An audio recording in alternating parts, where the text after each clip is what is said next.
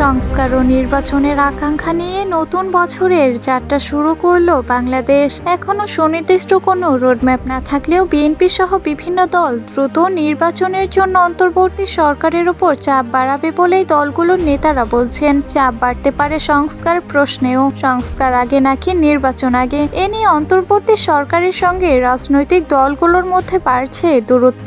দেশের অন্যতম প্রধান দল বিএনপি এবং এর মিত্র দল ও জোটগুলোর বেশিরভাগই প্রয়োজনীয় সংস্কার সেরে দ্রুত নির্বাচন চাইছে। এবার জাতীয় সংসদ নির্বাচন কবে হতে পারে এ বিষয়ে একটি তথ্য দিলেন প্রধান উপদেষ্টার প্রেস সচিব শফিকুল আলম। বলেন, আগামী নির্বাচন কবে হবে তা নির্ভর করবে রাজনৈতিক দলগুলোর ওপর। রাজনৈতিক দলগুলো বেশি সংস্কার না চাইলে আগামী ডিসেম্বরের মধ্যে নির্বাচন হবে। যদি আরো কিছু সংস্কার চায় তাহলে অন্তর্বর্তী সরকার আরো 6 মাস সময় নেবে। মঙ্গলবার বিকালে রাজধানীর কৃষিবিদ ইনস্টিটিউশনে এক অনুষ্ঠানে প্রধান উপদেষ্টার প্রেস সচিব শফিকুল আলম এসব কথা বলেন। তিনি জানান, সবার সঙ্গে আলোচনার ভিত্তিতে ভালো একটা নির্বাচন অনুষ্ঠিত হবে। রাষ্ট্রের বিভিন্ন খাত সংস্কারে গঠিত হয় কমিশন। 15ই জানুয়ারির মধ্যে প্রতিবেদন দেবে জানিয়ে প্রেস সচিব বলেন, সবার সঙ্গে আলোচনা করে পরবর্তী সিদ্ধান্ত নেওয়া হবে। -2 ফর্মুলা নিয়ে সরকার ভাবছে না জানিয়ে শফিকুল আলম বলেন, লুটপাট, দুর্নীতি